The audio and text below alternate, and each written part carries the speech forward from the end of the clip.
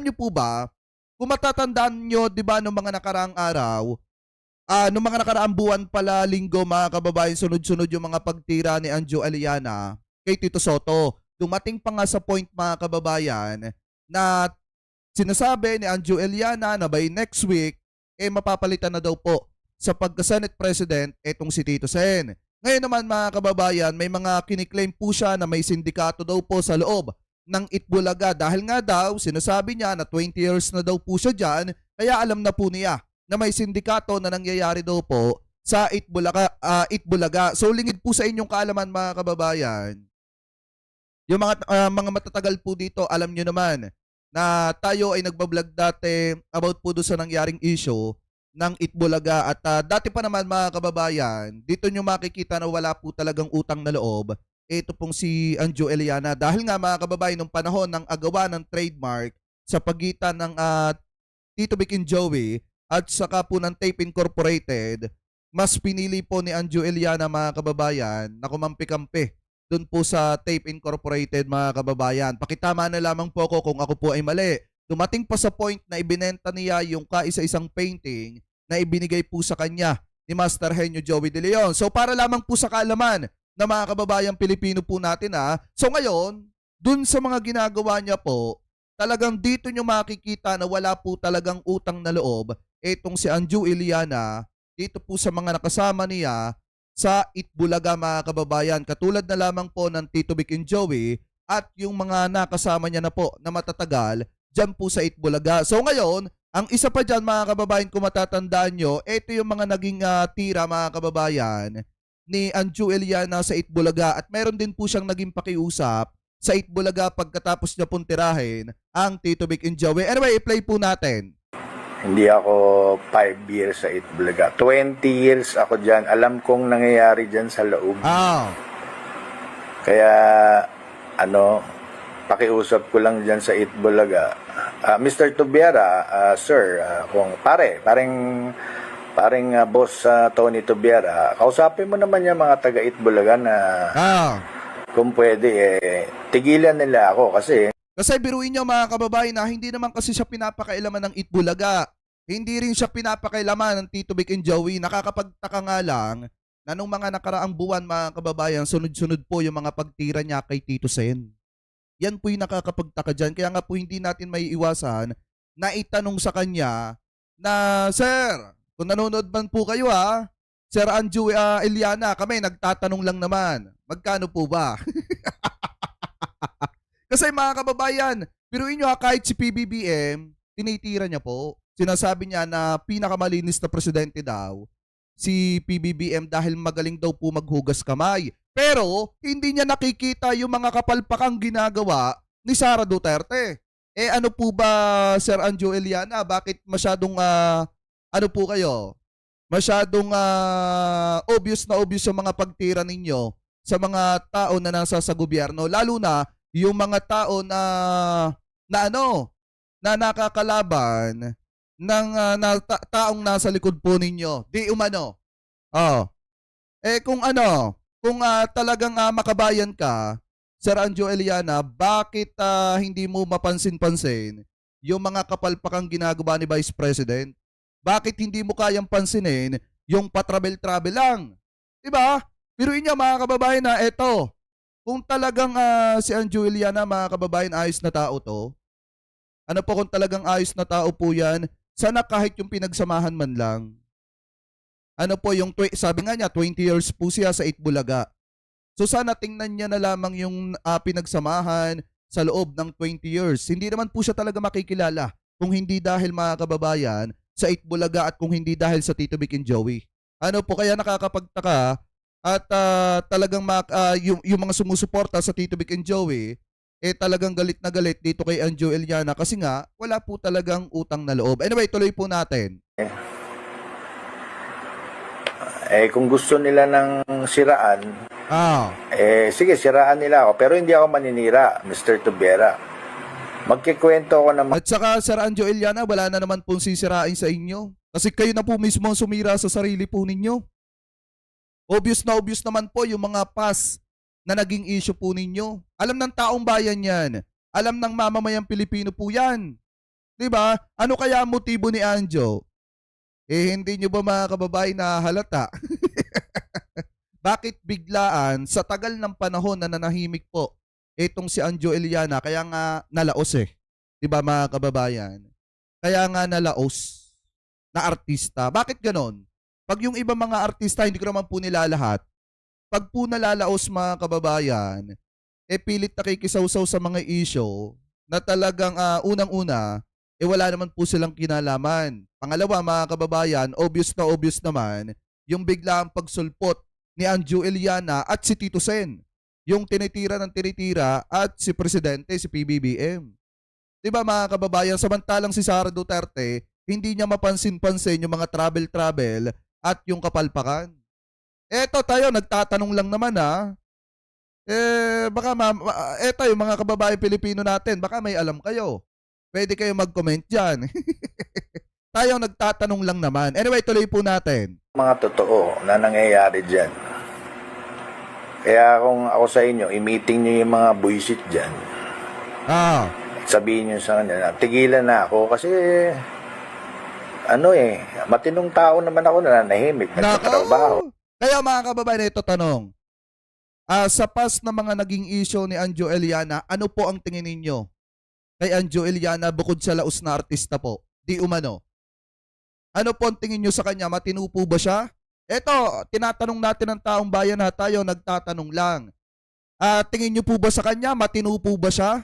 Etong pinaggagawa nyo pong ito na tinitira niya. Yung mga tao na nakasama po niya at nakatulong po sa kanya para makilala po siya noong mga panahon na nasa Itbulaga siya. Eto po ba ay matino? Sabi niya matino siya Meron akong vlog ngayon. Pasok sila ng pasok dito kung ano sinasabi. Na-trace ko po, Mr. Tobera. same user. Ibang account, same users. Yung ibang account nga, yung 5 years ako pa, ginagamit pa At lahat yun, hindi naman lahat, yung karamihan na trace. Ayan, bukod pa po dyan mga kababayan, meron pang sinasabi, pong si Anjo Eliana. Kasi ang point niya kasi dito, kaya po siya nagkakaganyan, sinasabi niya, tinitira daw po siya ng Itbulaga. Kasi kapag ka nagla-live po siya siguro sa TikTok mga kababayan, may mga pumapasok daw pong account doon na naipatrace daw po niya, sabi niya. At kumpirmado daw po mga kababayan na mga taga-Itbulaga daw po yung nagko-comment po sa kanya. Alam niyo, sa totoo lang mga kababayan, sa tagal na po nating nagbablog, yung mga nagko-comment dito, hindi ko talaga totally kilala kung sino-sino. Salamat na lang doon sa mga sumusuporta at doon sa mga basher, salamat din. Kaya nakakapagtaka naman mga kababayan na lahat ng nagko-comment sa TikTok niya, natitrace niya bawat isa. Loko ka na lang kung iisa-isahin mo yung mga nagko-comment sa'yo dahil nga sa tamang hinala ka na tinitira ka ng mga taga-Itbulaga. Diba? Halimbawa, kung marami nagko-comment sa kanya, iisa-isahin niya para ipatrace mga kababayan. Tapos pagbibintangan Itbulaga. Tapos ngayon titirahin mga kababayan yung Itbulaga at yung Itbulaga na nakatulong sa kanya at yung mga tao na parang kapatid na niya na nakasama niya ng matagal na panahon sa trabaho. Diba? So ngayon mga kababayan, ang isa pa po dyan, eto pa. Kaya hindi rin natin masisisi yung mga dabarkads, yung mga kababayan Pilipino po natin kung bakit nagagalit dito kay Anjo Eliana. Eto, i-play pa po natin. Eto daw, may kabit daw si Tito Soto. I-reveal daw mga kababayan ni Anjo pag hindi daw po pinagsabihan ni Tito Sen yung mga vlogger na hawak daw po ni Tito Sen na nagtatanggol kay Tito Sen. So ngayon, ito i-play po natin. Tito Sen, ang dami mo na naman na pinalabas na yung mga bayaran mo na sa mga vloggers, Tito Sen. Gusto mo talaga ng Tito Sen na... Ito for the record mga kababayan alam nyo sino Tito Sen, lalo na si Master Henyo Joey De Leon, napakababait po ng mga yan. Sa totoo lang mga kababayan. Pero, hindi po nagbabayad ng vlogger yung mga yan. Talagang gusto lang ng taong bayan, lalo na ng mga influencer, ng mga vlogger, kung ipinagtatanggol man, etong Tito Vic and Joey mga kababayan, yun po ay choice nila na ipagtanggol. Katulad natin mga kababayan, choice po natin na ipagtanggol mga kababayan, eto pong TVJ. Bakit? Kasi yan po ay pasasalamat ng mga katulad po natin na nakalakihan na yung panonood ng Itbulaga. At tuwing tanghali, napapasaya po tayo mga kababayan. Kaya nga po marami mga Pilipino ang nalungkot nung mga panahon na pilit inaagaw sa kanila yung trademark. So ngayon, eto yan sa totoo lang mga kababayan. Sabi nga ni Tito Sen, wag na daw pansinin eh. Pero kung titingnan nyo mga kababayan kung si Tito Sen ay may vlogger, bakit kailangan pa ni Tito Sen sumagot? Diba pwede namang ipagtanggol siya ng mga vlogger niya kung meron siya mga vlogger. Ito nga, napakaliwanag mga kababayan na si Tito Sen ang sumasagot at sinasabi ni Tito Sen na hindi daw po niya papatulan na itong si Anjo Eliana. Diba mga kababayan? Ngayon, eto tanong natin, bakit biglaan, Sir Anjo Eliana, yung mga pagtira mo kay Tito Sen? May nagutos ba? Hindi tayo, nagtatanong lang naman may nagutos ba para tirahin si Tito Sen? Kasi nung mga nakaraan, talagang pinupunteriya mo yung pagka-Senate President ni Tito Sen na sinasabi mo na by next week, mapapalitan itong si Tito Sen. Tapos ngayon, kung ano yung agenda ni Maharlika dun sa kanyang vlog na may kabit daw, itong si Tito Sen, ganyan din yung sinasabi mo. Diba mga kababayan, sa totoo lang, ito po mga issue ng kabit-kabit daw ni Tito Sen, yan po ay nanggaling kay Maharlika. Kung matatandaan nyo, yung mga nakapanood dyan, alam ko may mga nanonood sa atin ngayon na napanood nyo yung mga naging vlog ni Maharlika na sinasabi na merong naging kabit daw etong si Tito Sen. Ngayon mga kababayan, sinakyan ni Anjo Eliana at ito yung sabi niya pa, banta niya ito kay Tito Sen.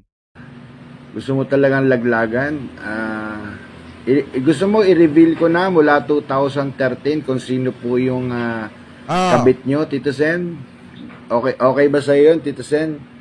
Gusto mo sabihin ko na kung sino yung kabit mo mula 2013 na pinalakad mo sa akin? Siya pa daw yung pinalakad Wait, hanapin natin yung kay Maharlika. Alam ko mayroon yung kay Maharlika mga kababayan Hindi, play pala muna natin to. Kasi sa TikTok ko nakakita yun Hindi, subukan natin sa Facebook. Maharlika.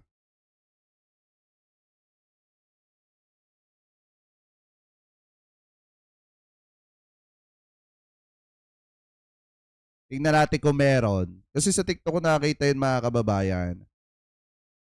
Yung sinasabi ni Maharlika na may babae daw itong si Tito Sen at hindi daw po alam yon ng asawa po ni Tito Sen. Play muna natin pala to. Yan. Sabihin mo lang, Tito Sen, at ano ko na. Tito Sen, ang dami mo na naman na pinalabas na yung mga bayaran mo na sa mga vloggers, Tito Sen. Gusto mo talaga ng Tito Sen, gusto mo talagang laglagan? Gusto mo i-reveal ko na mula 2013 kung sino po yung kabit nyo, Tito Sen? Okay ba sa iyo yun, Tito Sen? Gusto mo sabihin ko na kung sino yung kabit mo mula 2013 na pinalakad mo sa akin? Sabihin mo lang, Tito Sen, at ano ko na, i-box reveal ko na. Sasabihin ko na sa taong bayan kung sino yung kabit mo mula 2013. Sige lang, banatan nyo lang ako at marami pa akong ilalabas. Tito Sen, ang dami mo na naman na pinalabas na. Ilabas mo na, Anjo Eliana, kung talagang meron. Napakatagal naman. Diba? Kasi sa totoo lang mga kababayan, ang sinisira po talaga niya dyan si Tito Sen. Yung image ni Tito Sen. Ano po yung gusto niyang masira dito. Kasi hindi po talaga nangyari yung gusto po nilang mangyari na mapalitan po sa pagka-Senate President. Ito pong si Tito Soto. Ngayon mga kababayan, sa totoo lang, si Anjo Eliana nasasaktan dun sa mga vlogger po na tumitira sa kanya at tinatawag po siyang laos. Ano po ba ang dapat itawag kay Sir Anjo Eliana? Di po ba laos, tunay naman mga kababayan na talagang laos po siya na artista. Nakakapagtaka nga mga kababayan, bakit bigla ulit siyang nag-iingay ngayon? Talagang totoo naman nga na di umano, laos po siyang artista. Dahil kung siya po ay sikat na artista mga kababayan at hindi na laos, di sana ang dami niyo pong project ngayon. Di sana hindi po kayo tawag dito? Hindi po kayo nakikisawsaw sa mga bagay-bagay na kung saan mga kababayan ay mapapansin nyo naman na obvious kung para kanino talaga yung mga pinagsasasabi po nito. 'Di ba? So ngayon mga kababayan sa totoo lang, kaya po eto nakakapagtaka nga bakit yung mga artista tuwing malalaos, hindi ko naman po nilalahat, ganito po yung nangyayari mga kababayan. 'Di ba? Tulad na lamang nitong si Sir Anjo Eliana, kaya wag po siyang masasaktan kung tinatawag po siya mga kababayan na laos na artista kasi totoo naman po talaga 'yon. Kasi kung talagang hindi naman po siya laos, edi sana marami siyang project ngayon. Ano po, anyway, mga kababayan, tuloy pa po natin yung naging sagot dyan ni Tito Sen. Kasi sabi po ni Tito Sen, eto daw. Hindi ko pinapatulan. Yan ang sagot ni Senate President Tito Soto kay Anjo Eliana matapos magbanta na may ibubulgar laban kay Soto. Ayon sa video na inilabas ni Eliana, may kabit umano ang senador mula noong 2013. Tugon naman ni Soto, ito ay nagpapapansin at naninira lang. Itong si Eliana. Yan po yung sabi mga kababayan ni Tito Sen. So sa quote in quote, kung babasahin po natin sabi dito, hindi ko pinapatulan. Huwag niyong pansinin at nagpapapansin yan. Pati ba naman showbiz at paninira, papatulan natin, itaas natin ang level ng Senate President or ng Senate Press mga kababayan. Yan po yung sabi dito ni Tito Sen. Kasi nga naman sa totoo lang, masyado namang obvious yung biglaang pag-atake nito pong si Anjo Eliana laban po kay Tito Soto. Kasi kung matatandaan nyo noong mga panahon nga mga kababayan, ng agawa ng trademark, isa din po ito sa biglaang nag-ingay. At kung ano-ano po, ang mga pinagsasasabi hanggang sa ibinenta nga yung painting mga kababayan na ibinigay po sa kanya ni Master Henyo Joey De Leon, tanda ng pagiging matalik na magkaibigan. So ngayon, ibinenta po niya yon. Tapos mga kababayan, ang pinakamatindi pa po dito, bigla ang nabuhay ulit. Tapos kung ano-ano po mga pinagsasasabi, laban po kay Tito Soto. At kung ano yung nga yung agenda at yung sinasabi ni Maharlika, ganun din. Yung sinasabi ni Anjo Eliana na kesyo may kabit daw, etong si Tito Sen, kesyo mapapalitan sa pagka-Senate President. At kung ano-ano pa. Mga kababayan, ano po. So ngayon, ayon po kay Tito Sen, wag na daw pong pansinin dahil nga daw mga kababayan ay nagpapapansin. Ito pong si Anjo Eliana. Sa bagay, gano'n naman po talaga mga kababayan pagkalaos na artista, kailangan mo magpapansin para makabalik ka sa spotlight. Ano po, dahil kung matatandaan nyo, mga natatandaan ko lang na naging issue po ng mga ito, yung about nga dun sa na-rapitol po sila. Kasi nga mga kababayan, hindi po sila nagbibigay or yung kanilang training center ay hindi po nagbibigay ng NC2 ata yun, NC2 or NC1, NC1, NC2. Ano po kaya naireklamo po sila sa Rapitol po in action. Yun yung natatandaan ko na isa sa mga naging issue po ng mga ito mga kababayan. Ano po? So kayo, ano po masasabi nyo mga kababayan? Ano po ang tingin ninyo dito po kay Anjo Eliana? May nagpapagalaw ba o nakatanggap ba? Tayo nagtatanong lang naman. Diba? Di umano. Mga kababayan, comment below na lamang po kung ano po masasabi nyo. Hingil po dyan.